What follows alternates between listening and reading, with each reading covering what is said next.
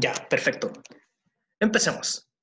Este es el auxiliar número 4 del semestre y va a tratar sobre específicamente modelamiento, pero va a ser un modelamiento que es como un poquito más difícil de lo que se ve en los controles habituales, porque realmente los controles, ustedes van a ser capaces de entender este problema, les va a llegar algún tipo de control o tarea y se van a dar cuenta de que todo es más simple, porque como que este auxiliar tiene de todo un poco. Y esa es la idea, por eso lo hice tan complicado.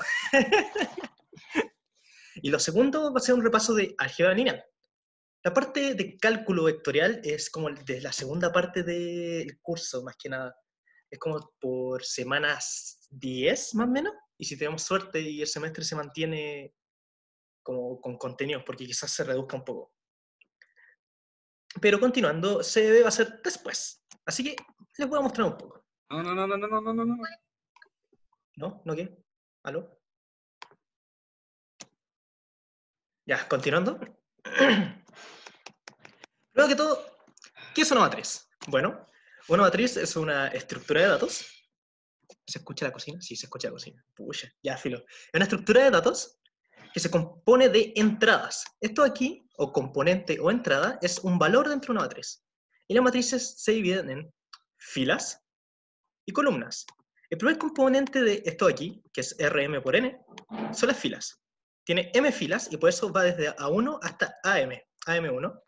Y tiene n columnas. Entonces, así, de arriba hacia abajo, vas desde 1 hasta n.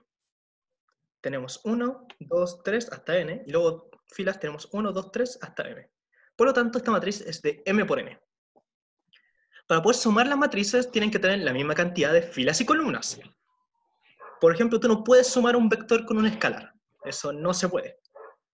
Y la multiplicación requiere lo siguiente. La matriz A es de m por r, y la matriz B, está aquí, es de r por n. Por lo tanto, se requiere que este producto es de filas por columnas. Pregunta, ¿se ve ese chat que sale como por el lado? ¿No? ¿Sí? ¿No? Sí. Sí. ¿Sí? Ya es que es como un chat grupal que tengo con algunos amigos y a veces se pueden hablar muchas weas, así que no sé cómo desactivarlo. Así que voy a cerrar Facebook por mientras. Deme un segundito. Cerrar sesión. Ya, continuando. La primera fila, la cantidad de columnas que tiene que ser igual a la cantidad de filas que tiene la otra multiplicación, la otra matriz, digo. Y se multiplica esta fila de acá por esta columna. La fila 1 por la columna 1. ¿Y cómo se multiplica? Pues coordenada a coordenada. Entonces, el A11 va a ir por el B11, el A12, este de aquí, va a ir por el B21, el A13 va a ir por el B31, y así sucesivamente hasta que el A1R va a ser multiplicado por el BR1. Por eso, el vector fila tiene que ser del mismo largo que el vector columna, para que se pueda multiplicar, y esa multiplicación que se está haciendo es un producto punto. Por lo tanto, como sale aquí, es esto de acá, y lo que se parece más que nada es a un producto punto de vector fila de la matriz A por vector columna de la matriz B. Y el producto punto pide que los vectores sean del mismo tamaño. Pregunta, ¿se acuerdan lo que es un producto punto? Si no, lo podemos ver más abajo. ¿Sí? ¿No? ¿Sí? ¿No? ¿Sí? No. Ya, lo veremos de todas maneras. Continuando. Aquí hay un ejemplo más fácil. Es AB por EG, te queda AE más BG. El AB por el FH te queda AF más BH. Y así sucesivamente. Este es un ejemplo que es como de las matrices que vemos en este curso, son algo más 3×3. Dentro de las propiedades es que una matriz se puede desarmar de adentro como en submatrices. Por ejemplo, esta matriz A puedes dividirla en dos matrices, la B y la C, donde la matriz B es de 2×1, es decir, dos filas, una columna, y la matriz C es de 2×2. Y si se fijan, esta matriz de acá es de 2×3. Entonces, una matriz grande la puedes separar en matrices más chicas que la componen. ¿Y por qué nos sirve eso? Porque podemos hacer este trucazo de acá. Si la matriz A la divides en dos matrices, entonces puedes multiplicarla por un vector, que también lo divides en dos vectores. Y luego este producto que se genera finalmente lo puedes escribir como una suma. Y finalmente, la multiplicación de una matriz por un vector se puede representar como la multiplicación de las columnas de la matriz por cada componente 1 de ese vector. Es como te quedaría como un vector por un escalar, lo que es algo muy simplificable y es muy útil.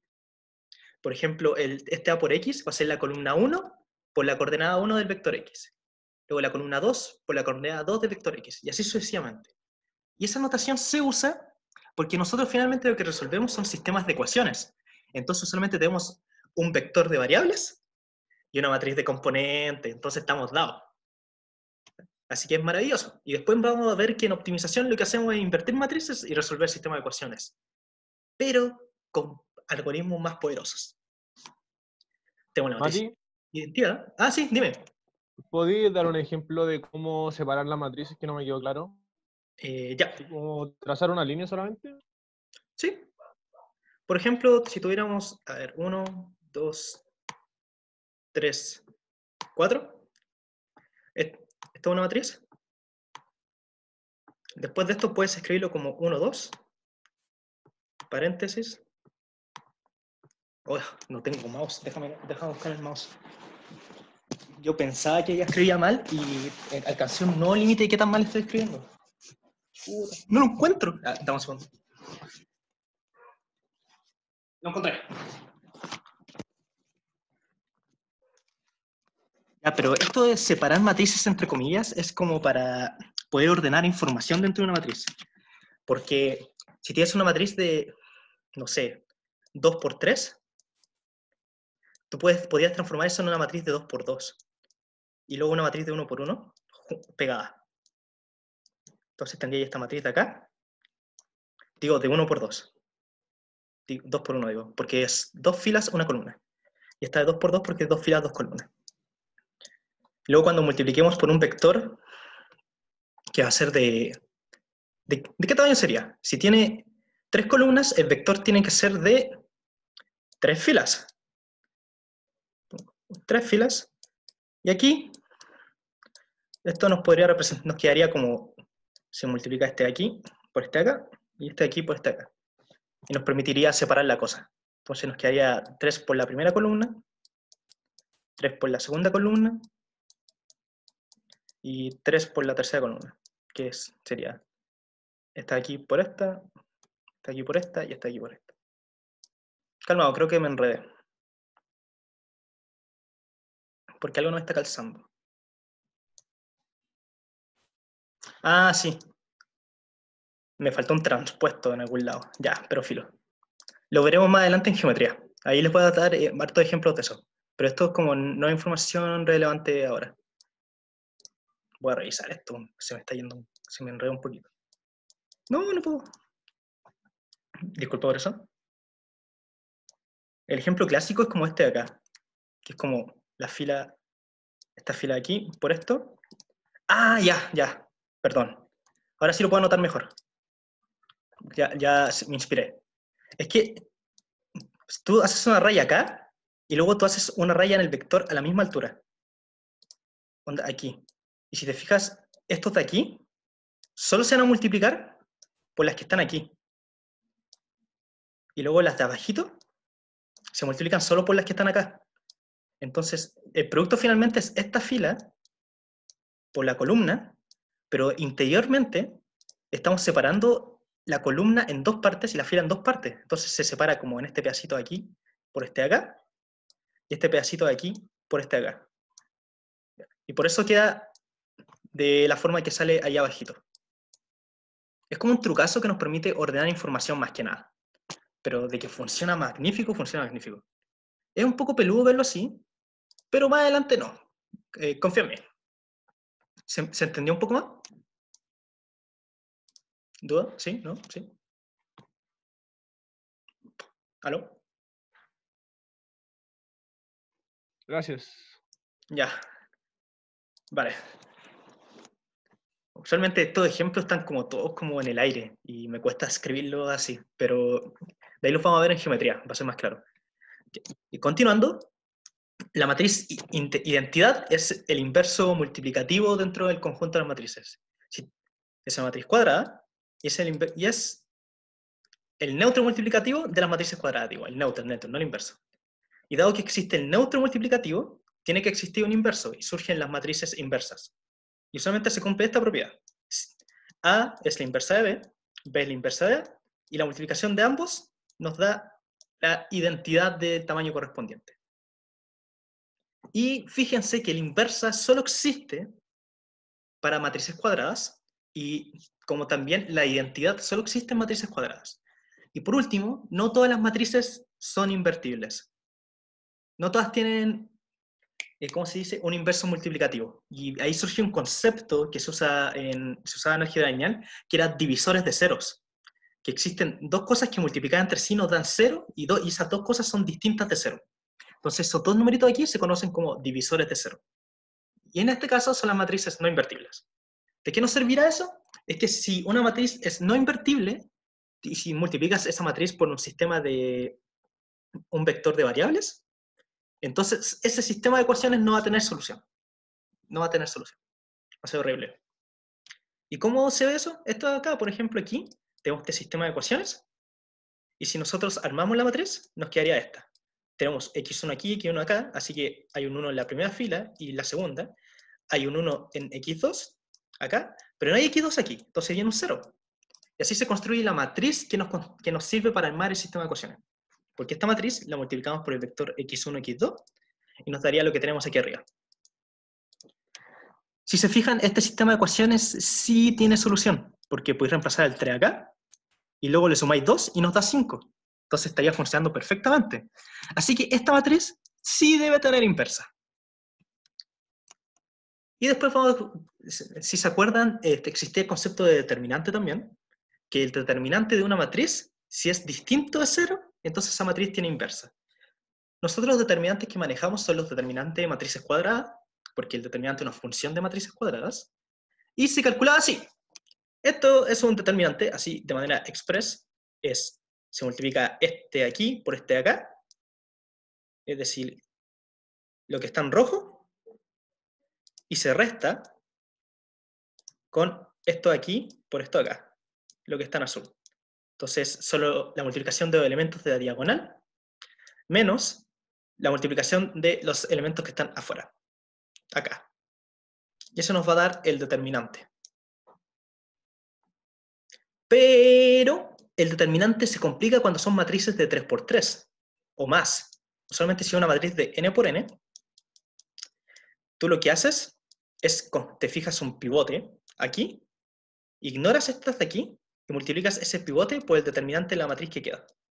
Entonces sería el determinante de una matriz cuadrada por el pivote de acá, menos, eliges otro, este de aquí, y entonces te quedaría armar una matriz cuadrada con esta columna de aquí, esta columna de acá, las pegas y te queda un cuadrado, y multiplicas, pones este valor aquí, lo multiplicas por el determinante de esta cosita, y te da el segundo término, y luego viene un más, porque es primero con más, menos, más, eliges el pivote de acá, armas una matriz cuadrada con las dos columnas de la izquierda, que serían estas de aquí, y le calculáis el determinante con la fórmula de acá, y finalmente eso te da el determinante de esta matriz de 3×3. Si fuera una matriz de 4×4, la cosa se va volviendo mucho más engorrosa, pero hay una página que es como GeoGebra, creo que, o Matemática, no me acuerdo bien, que tiene una calculadora de matrices, y como que se usa infinito en este curso, porque nosotros no estamos aquí para aprender a multiplicar o calcular matrices. Aquí le estoy enseñando la intuición, ¿no? Porque usualmente vamos a usar la cuestión desde la casa con una calculadora de algún lado. Continuando. La matriz diagonal es una matriz que solo tiene elementos en su diagonal. Aquí me comí un espacio. La matriz transpuesta es que si tú tienes una matriz, que es como un rectángulo así, se gira y te queda así. ¿Qué quiere decir eso? Las filas de la matriz original, si tú la transpones, pasan a ser las columnas de la matriz que creamos.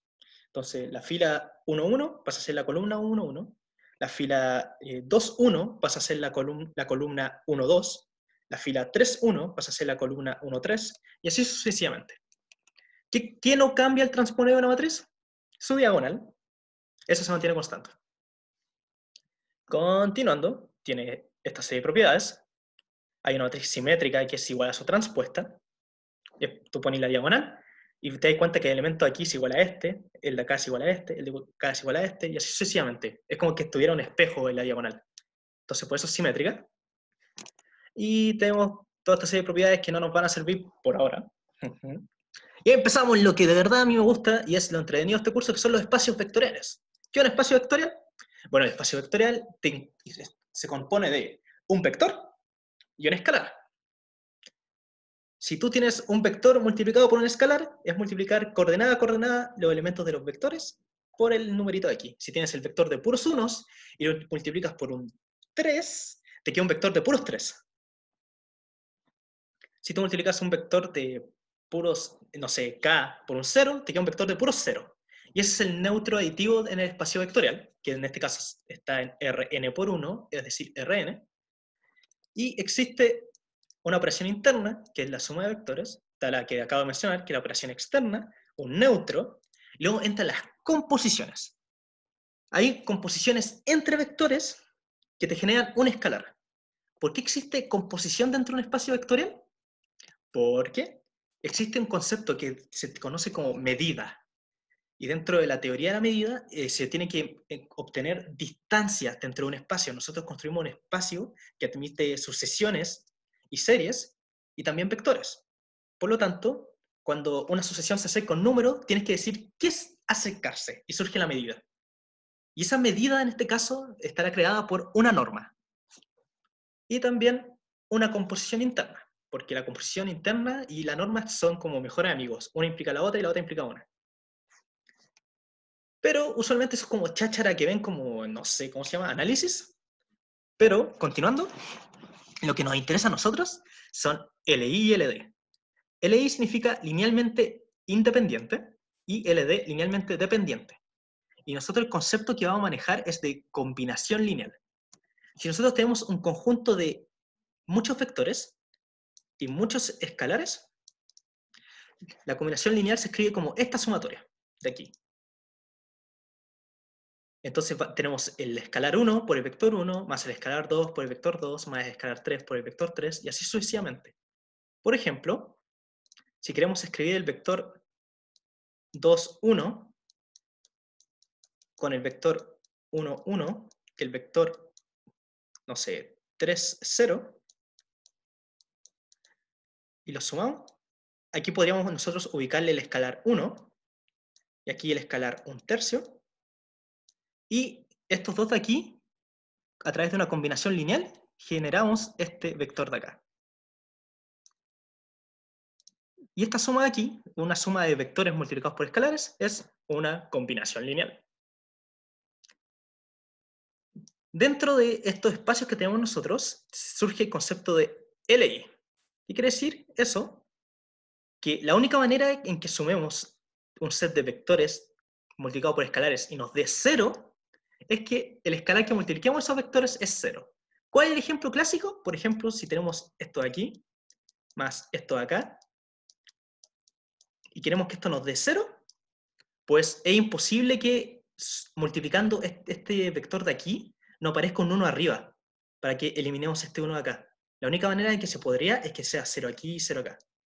Por lo tanto, este vector es linealmente independiente de ese otro vector. Pero, si tuviéramos, no sé, el vector 2, 1, más el vector anterior, 1, 1 más 3, 0, aquí pondríamos menos 1/3, aquí pondríamos menos 1, y esta suma nos daría 0. Porque si tenemos menos 1/3 aquí, pucha, no se nota, menos 1/3, multiplicado por este vector que es 3, 0, nos va a dar el vector menos 1, 0. Hoy estoy escribiendo como el hoyo, necesito una tableta. Y si lo sumamos eso con el vector menos 1, 1, nos da menos 2, menos 1. Menos 1 por 1, menos 1, menos 1. Tenemos menos 1 acá, menos 2,1. Y si lo sumamos con el 2,1, nos da 0. Por lo tanto, esos tres vectores son linealmente dependientes. ¿De qué nos sirve toda esta cháchara?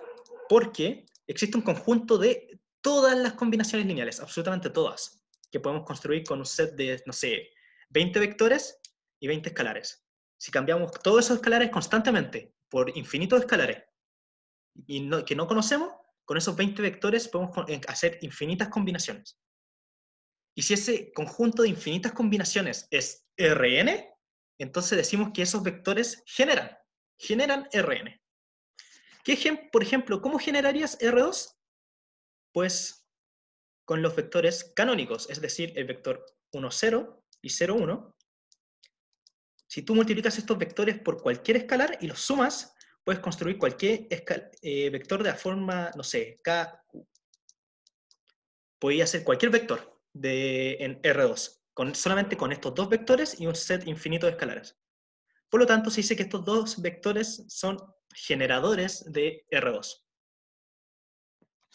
Y aquí hay algunas propiedades que usualmente no las usamos, pero hay veces que para demostraciones que se dan en el curso sí se usan, que es que si le agregas vectores a un conjunto linealmente dependiente, seguiría siendo linealmente dependiente. Porque si tienes un conjunto aquí que existe una combinación que suma 0, y le agregáis otro vector más, pues el vector que le agregaste lo multiplicáis por 0, y la suma sigue siendo 0. Y al mismo tiempo, si tienes un vector que es imposible que se haga 0, un conjunto de vectores, y le quitáis 1, pues este conjunto más chico seguirá siendo imposible hacer un 0. Y por lo tanto seguirá siendo LI. Y el de arriba, LD. Aquí está el concepto de cardinalidad. La cardinalidad de un conjunto... voy a tener que corregir ese símbolo. Chuda, ya. La cardinalidad de un conjunto quiere decir la cantidad de elementos que tiene ese conjunto.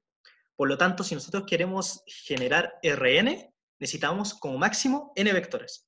Si tenemos n más 1 vectores, es porque nos está sobrando 1. Eso es lo que dice este teorema acá. Aquí está lo que le estaba informando, que era el concepto de generador de espacio vectorial. Ahí está, un conjunto V1 hasta Vn de vectores para generar Rn. El concepto de base canónica son los que son un 1 en alguna coordenada y el resto puros ceros. Y la base sería el conjunto de todos los vectores de esa forma, que tienen un 1, por ejemplo, a coordenada 1,1, un 1 en la coordenada 2, un 1 en la coordenada 3 y el resto puros 0. Si obtienes todos esos vectores, los agregas a los tomas y los juntas y con eso formas una base, esa cuestión va a generar. Ahí está. Los vectores generados se escriben de manera única, siempre en conjunto que genera que se puede extraer una base. Si tienes un conjunto, no sé, de R2n, puedes sacar n vectores de ahí, un conjunto de Rn, tamaño 2n, sacáis n vectores de ahí, es posible que con esos n vectores puedas construir una base. Porque si con los R2n ya estáis generando, tú necesitáis máximo n para tener una base. Entonces es posible que sean LD entre sí esos vectores, pero aún generan. Y usualmente dos bases tienen la misma cardinalidad, porque máximo n se requiere en n, y eso es como todo lo que se tiene que saber de espacios vectoriales. Pero ¿de qué nos sirve ahí LI y LD?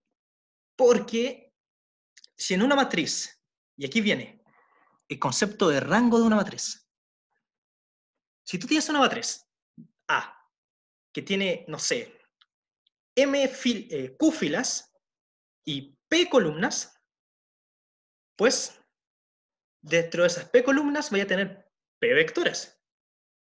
Y dentro de esos P vectores, la cantidad que sea linealmente independiente entre sí, es decir, agarras todos los posibles, tal que ese conjunto sea linealmente independiente, eso va a ser el rango de la matriz. Si dentro de esos P vectores Q son LI, entonces el rango va a ser Q. ¿De qué nos sirve esto? Porque si tenemos una matriz cuadrada de n por n, ¿ya?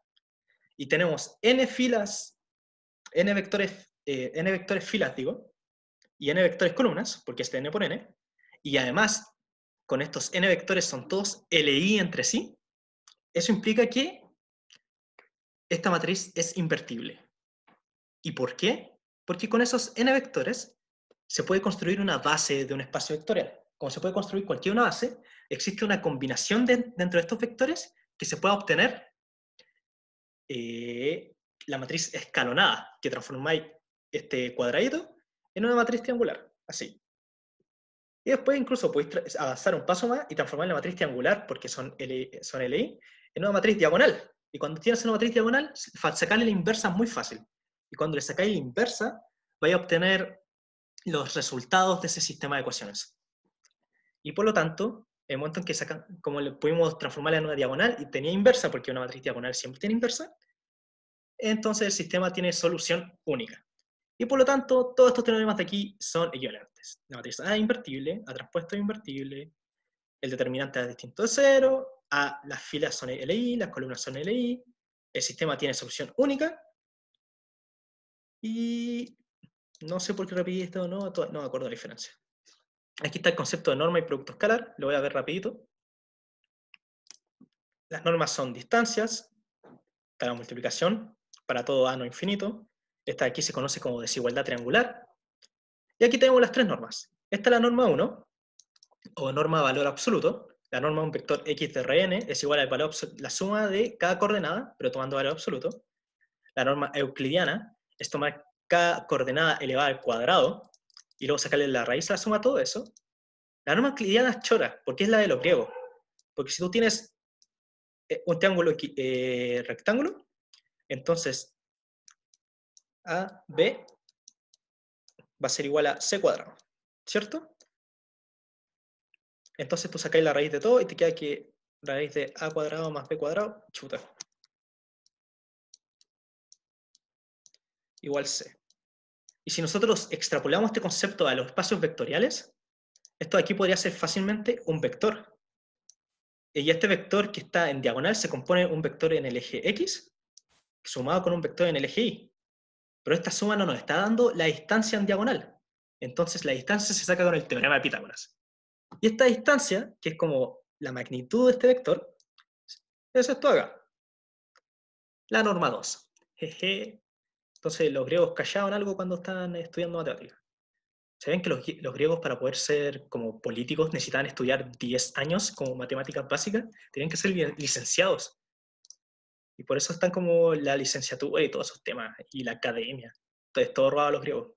Ya, por último, la última norma es la norma infinita de la del supremo. Que tú tomas cada coordenada de tu vector, le sacas el valor absoluto, y luego eliges la más grande. Esta norma es la generalización de tomar límite cuando n tiene infinito de cualquiera de esta norma de acá, por ejemplo. Si cambias el 2 por un n, te queda x1 elevado a n, x2 elevado a n, x3 elevado a n, y luego raíz de n. Y si tú sacas el límite cuando n tiende a infinito, te queda la norma infinito. Y finalmente, este dibujo de acá a Ordóñez le gusta harto, se os digo al tiro. En rojo está la norma 1, porque si graficamos g de x menor o igual que 1, y vamos reemplazando g de x por la norma 1 de x, la norma 2 de x y la norma 3 de x, entonces el gráfico que estamos teniendo es esto acá. Si reemplazamos por norma 1, obtenemos el área roja. Si reemplazamos por norma 2, obtenemos el círculo. Y si reemplazamos por norma infinito, obtenemos ese cuadrado amarillo. Y si se fijan, todas estas miden distancias, pero están midiendo distancias distintas. Pero finalmente todas miden distancias con sentido. Así que surge el teorema de que... creo que no lo anoté. Chuta, a ver. Ya lo voy a agregar después. Hay un teorema que dice que existen unas constantes alfa y beta que hacen que la norma 1 de x por un alfa va a ser, creo que era igual o menor o igual que la norma de x2 por un beta. Ahora menor igual, creo. Entonces lo que nos dice es que en Rn o en un espacio euclidiano, todas las normas son equivalentes. Chuta, ¿cómo borro? ¿Cómo lo borro? Ahí está, clear. Y es bacán que todas las normas sean equivalentes, porque si necesitáis demostrar algo con la norma 1 y te dan la norma 2, pues dices, pero la norma 2 es la norma 1 multiplicada por una constante. Y listo, trabajáis con norma 1. Y luego si necesitáis separar normas, usar desigualdad triangular. Y toda la cuestión se vuelve cada vez más fácil. Aquí está, producto escalado, producto punto. X, y con esos corchetes es igual a X transpuesto y transpuesto X, o la sumatoria de la multiplicación coordenada a coordenada. Si tengo un vector de 3 por 3, A, B, C, 1, 2, 3, y hacemos el producto punto, entonces vamos a tener A por 1, más B por 2, más C por 3. Y eso aquí es el producto punto entre estos dos vectores. Y siempre pueden notar que ustedes ven esta cosa de aquí, sumatoria de los xi, de i igual 1 hasta n. En realidad, lo que están viendo acá es que tienen x transpuesto un vector de unos. De puro 1, en todas las coordenadas, que es decir, el producto punto entre x y el vector 1. Le voy a poner una flechita arriba para indicar que es el vector 1. Y es bacán esto, porque te permite devolverte de sumatorias a vectores. Y luego aplicar propiedades del producto escalar. ¿Qué propiedades tiene el pipi? Bueno, es siempre positivo. La única manera que sea el producto escalar 0 por sí mismo es que el vector sea 0. Es una transformación lineal, es decir, que las constantes salen para afuera y es lo mismo que separar la operatoria en sí. Esto acá. Y cumple la desigualdad Cauchy-Schwarz. La norma de x, y cuadrado menor o igual que la norma de x por sí mismo por el producto punto, digo, de y por sí mismo. Es que recuerdo que tú puedes aplicar raíz y te queda el producto punto de x, y es menor o igual que la norma de x por la norma de y, la norma 2. Y era un teorema bien fuerte para aplicar algunas propiedades, porque este producto de aquí, después puede aplicarle la desigualdad triangular y sacar otra cota más. Y así iba demostrando cositas chorras. Aquí está la versión geométrica, porque finalmente a través del producto punto y la norma definimos distancias y definimos ángulos, y surge aquí un coseno, porque este de aquí, creo que era el teorema del coseno, no era el teorema del coseno, pucha, me voy a acordar, pero ese teorema no lo usamos, ni el del seno ni el coseno, así que da lo mismo. Y finalmente, el último concepto que no es útil es que dos vectores sean LI implica que son ortogonales. Por lo tanto, el producto punto entre estos dos va a ser 0 si son ortogonales. Y si son paralelos, el producto punto de aquí va a ser lo mismo que multiplicar esta cuestión sin el ángulo. Entonces vamos a tener dos vectores así, producto punto es como el producto normal, y si están, creo que era así, el producto punto era 0. No, era ahí y ahí, oh, me enredé. ¿Coseno cuándo era 0? ¿Coseno de 90 era 0 o 1? Coseno de 90 era 0. ¿Cierto? Sí. Ya, ahí está. Entonces si son así, es decir, perpendiculares entre sí, el producto punto da 0, y si son así, el producto punto da 1, si es que multiplicáis con el mismo vector. Y si son distintos, pasan ciertas otras cosas. 0 y 1 me refiero al coseno, by the way. Y eso es como todo lo que tienen que saber de álgebra lineal. Literalmente con todo esto del curso no va a haber nada que te sorprenda, absolutamente nada. Este resumen es bien bueno, es como todo lo que tienen que saber. Después viene como una parte de cálculo, pero es aún más simple porque es como derivar, acordarse cómo se derivaban funciones, acordarse cómo era la segunda derivada y un poco de convexidad. Pero eso será temas de más adelante. Y no quiero que se asusten realmente, esto de aquí es como, lo hice de tal manera que fuera como muy al detalle. ¿Pero qué usamos realmente? Bueno, que una matriz, cómo se multiplica, algunas propiedades del producto, que es una matriz inversa, que es una matriz transpuesta. No usamos, esta teoría espacio-vectorial se usa poco, la demostración de combinación lineal se usa poco, pero sí que se usa, que es CLI, que es CLD, porque los teoremas que usamos es esto.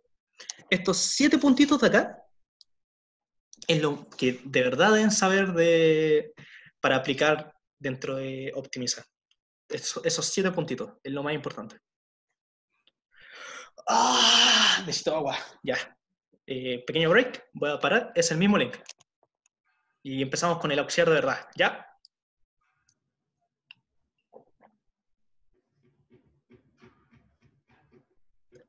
Ah. Me faltó agua. Ya. Mati, ¿Alguna duda? ¿No? ¿cuánto es el break?